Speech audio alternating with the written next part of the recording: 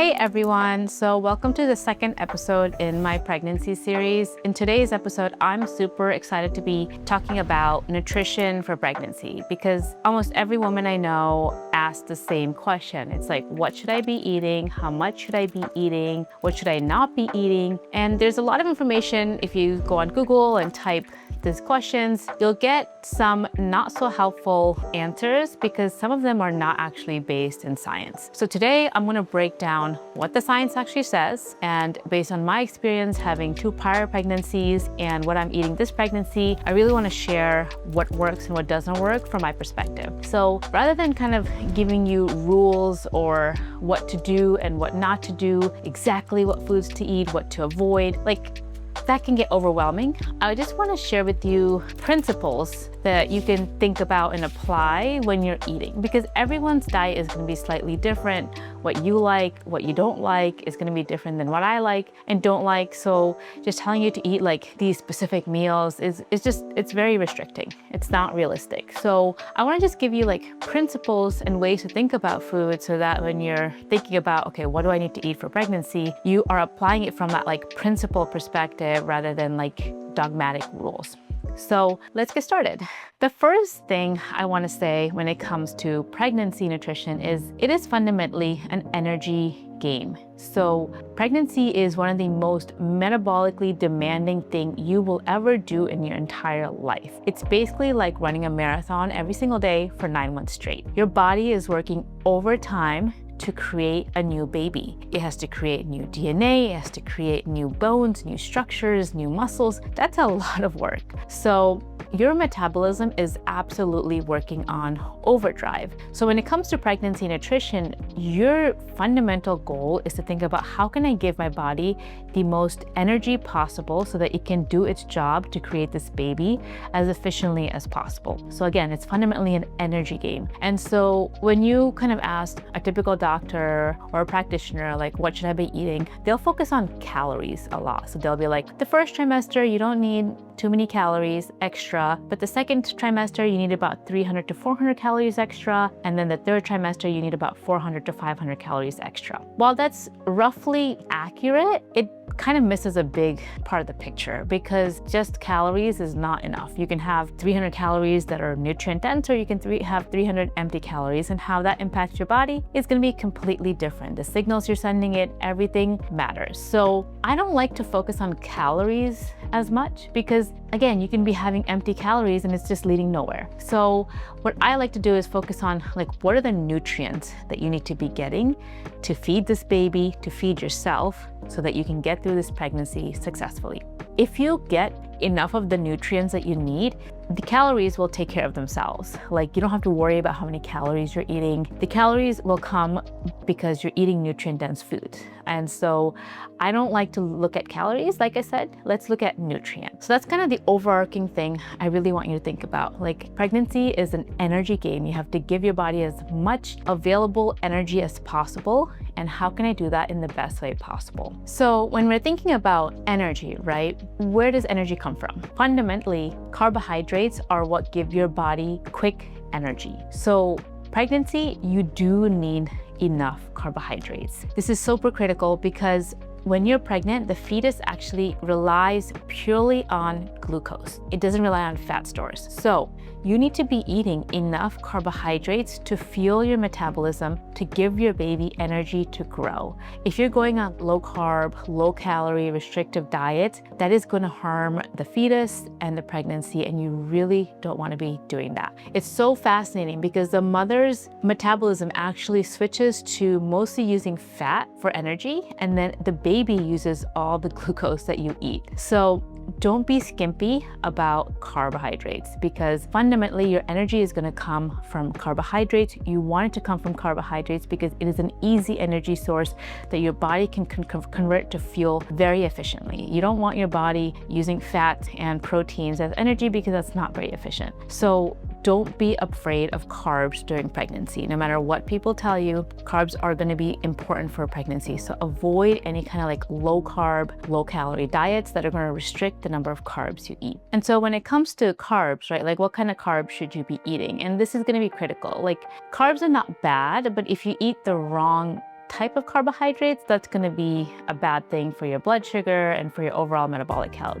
So when I talk about carbs, I'm saying things like fruits and juices and soaked and sprouted grains and properly prepared vegetables. So like root vegetables especially will have dense carbs. So these types of carbs are what you want to maximize on. Don't be eating like pastries from a local coffee shop all the time. Like that's not the type of carbs I'm talking about. You can have those once in a while as a treat, sure, but you really want to be fueling your body with as many nutrient-dense carbohydrates as possible because, like I said, the baby completely runs on glucose when you're pregnant and you want to give it that glucose. You don't want to restrict it. The second principle I want to talk about is like how you time your meals. So when you're pregnant, you'll find that you just want to eat more often. It's just intuitive. Like ask any woman who's been pregnant, she will find herself just eating more often because the baby and you need that fuel. Your body's sending you signals that, hey, I'm hungry again, give me more fuel. This is hard work. So it's really critical that you don't do any kind of like intermittent fasting or time restricted eating when you're pregnant. Like that's not the time to do it at all. That's going to harm your pregnancy and potentially your baby. So you really want to be thinking about how you can fuel yourself every 2 to 3 hours. Max, you want to go like 3 hours without eating.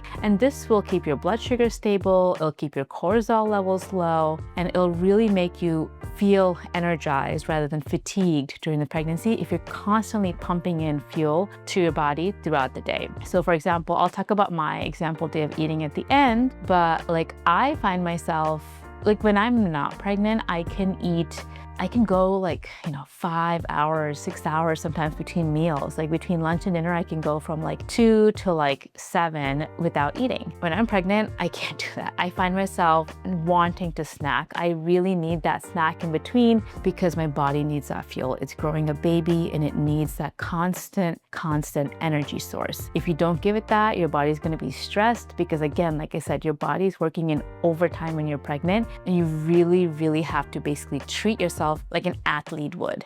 How would an athlete fuel themselves, right? They're eating constantly all day long to get enough calories to fuel their training. And you have to be thinking about pregnancy the same way. How can you give yourself the most fuel possible in the best form possible so that you can fuel this 9-month marathon that you're going on? The third principle I really want to talk about is protein. So when you're pregnant, your protein needs actually increase. So when you're not pregnant, you can kind of get away with eating maybe 70, 80, 90 grams of protein. And that actually may be enough in the first trimester, but as you get to the second and third trimester, your protein needs increase. So you want to be eating minimum 100 grams of protein every single day when you're pregnant. Because think about it, proteins are like the building blocks of life. When you're creating new life, you need to be supplying your body with enough protein. So it is critical that you eat enough protein. And not just protein, but also think about the different types of protein, right? You can have like muscle meat and that's all great protein, but also having enough collagen protein is going to be critical. Your body and your fetus needs collagen to be able to make joints and bones and structures. So think about also making sure that you have collagen in your diet. If you don't like eating collagenous meat, then you can also consider just taking a collagen supplement, a powder that you can mix into any kind of coffee or juice or whatever and have at least 1 scoop of collagen a day. So all together, combined, including like collagen powder and protein sources from animals, you really want to be having at least 100 grams of protein a day when you're pregnant. The fourth point I want to talk about is like, what are the nutrients that you actually need? Because I kind of hinted at this in the beginning, right? Like I said, it's not about just calories, but like how many nutrients are you getting and how many nutrients is the baby getting? And when it comes to pregnancy, there are certain key nutrients that you really want to focus on. The first one is going to be choline. So you probably heard about this. Choline is super important for brain development, and eggs are going to be the best source of choline.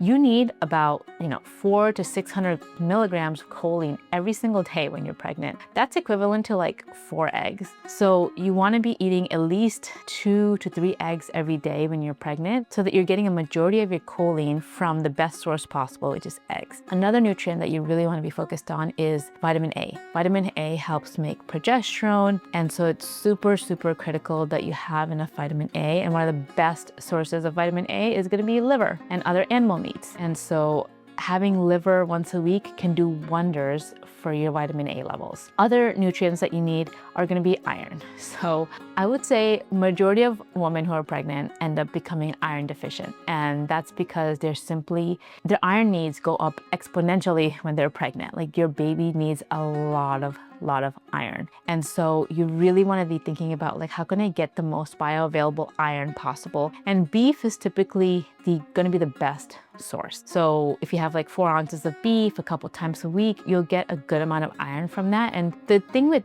beef is it's also very high quality iron. So the plant sources of iron that you eat from like spinach is not going to be absorbed in your body as well as something like iron from beef. Other nutrients that I would think about is like omega-3s. So it's super important that you get an omega-3s. Again, it really helps with brain development, neural development. And so getting at least 2 to 3 servings of fatty fish every week will help you hit those goals. Other things are calcium and copper. So calcium is obvious because calcium helps build bones and other structures. So having enough dairy like milk or yogurts or cottage cheese, like I find myself, I crave so much dairy when I'm pregnant, and that's probably because my body is needing that calcium to help build the bones and structures of the baby. So do not be afraid to have full fat dairy, as many servings as you're craving when you're pregnant, because it's going to be so beneficial for your baby. And then, like I said, copper. So copper is important. It's often like a forgotten about nutrient and mineral when people are talking about pregnancy, but copper actually is what helps your body turn iron into ferritin. So it's not just about increasing your iron stores, but you want to increase your ferritin stores because ferritin represents like the long-term iron storage in your body. So copper helps your body convert that iron into ferritin. So amazing sources of copper are like oysters, for example. I have at least 1 serving of oysters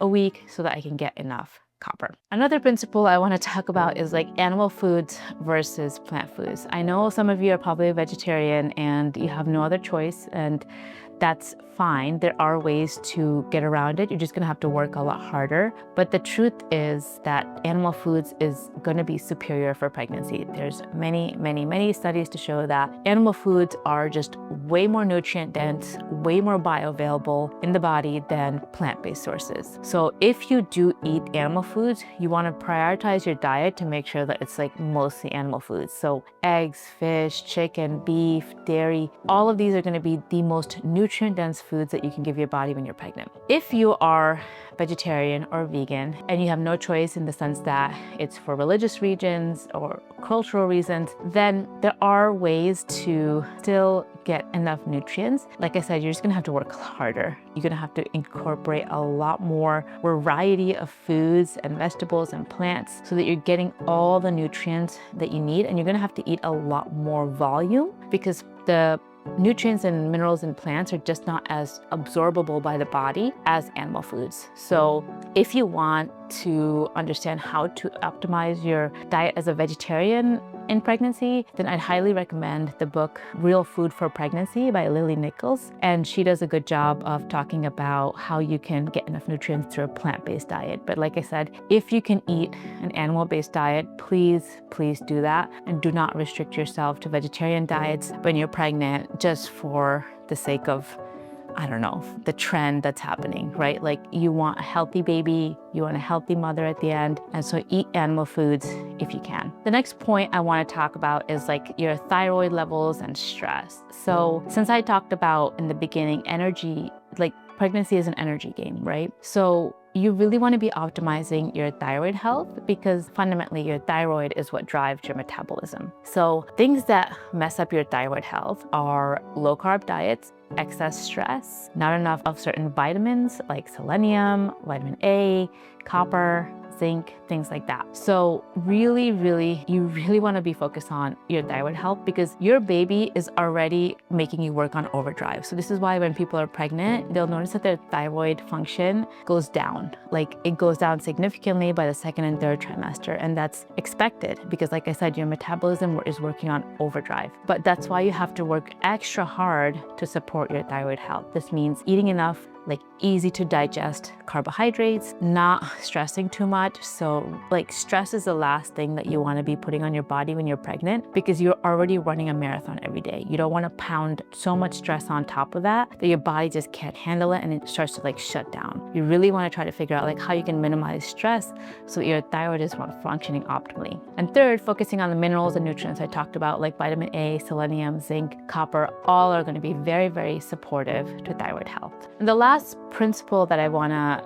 kind of talk about is what you should avoid. And rather than foods, I want to kind of talk about like the thing that you really want to avoid is like PUFAs. So if you're cooking with like canola oil or vegetable oils or seed oils, I really want you to switch over to healthier options like ghee or coconut oil, olive oil, butter, because PUFAs are going to slow your metabolism and make your thyroid underfunction, and you really want your metabolism, like I said, functioning optimally at peak levels when you're pregnant, because it is fundamentally a metabolic game. So like try to switch to healthier fats and cooking oils and all that, because that's going to be very, very supportive to your pregnancy overall. So now that I kind of covered some of the principles and the lens through which I view my diet, I'll talk about like an example day of eating for me. And remember that like everyone is different, right? My schedule is going to be different than your schedule. My activity levels are going to be different than your activity levels. My stress levels are going to be different. So you need to be catering your diet to what your day-to-day looks like, what your stress levels and physical activity looks like. And so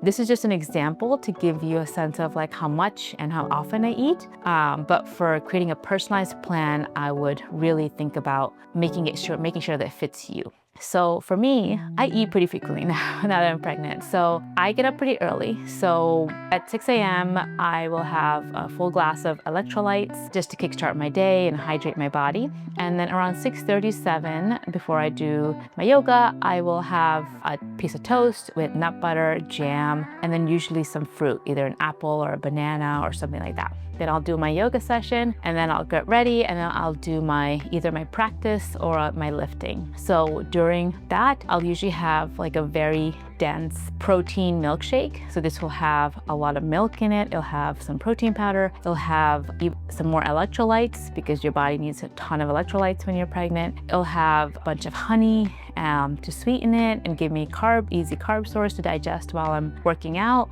And then sometimes I'll mix in like frozen fruit or cottage cheese to just give it more density. So it'll be like a very dense protein shake.